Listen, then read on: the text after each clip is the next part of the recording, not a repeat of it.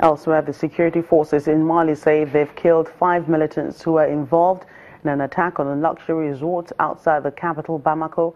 Security Minister Salif Traoré says that the assailants were terrorists and an operation against them had continued throughout the night. He added that the militants had some accomplices who are yet to be captured.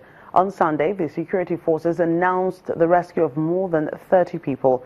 The EU's foreign policy chief, Federica Mogherini, says Europeans could be among the 2 tourists killed in the attack. Islamist militants have continued to stage attacks in Mali despite losing much of their territories during a French-led intervention in 2013. Over 65 million people are now known to have been forced to flee their homes because of war or persecution. Releasing its annual report on forced displacement, the UN Refugee Agency says that by the end of 2016, the numbers had reached the highest levels ever seen. According to the UN, the worst affected are people of 12 million Syrians, 2/3 of the entire population in Syria, more than 4 million Iraqis and 3 million South Sudanese.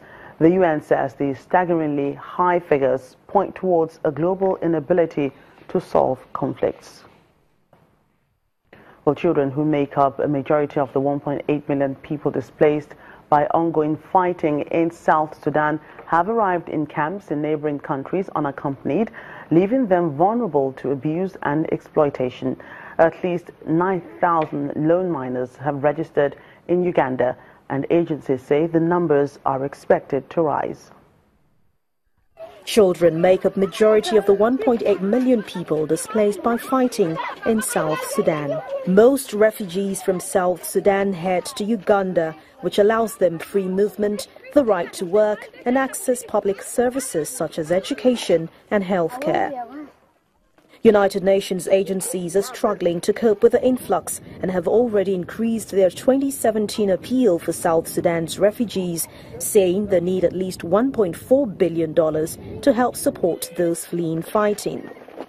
Malnutrition also remains a challenge affecting many children and pregnant mothers who arrive in settlement camps, and clinics have been set up to screen refugees. We have now registered 9,000 unaccompanied and separated children.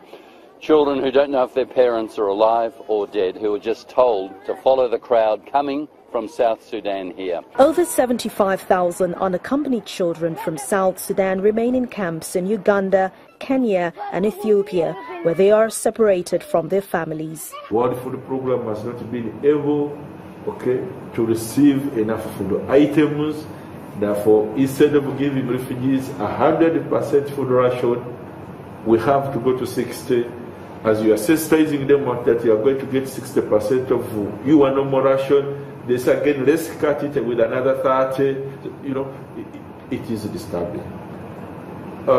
This has forced WFP also to come up with an intervention of what we call cash for food.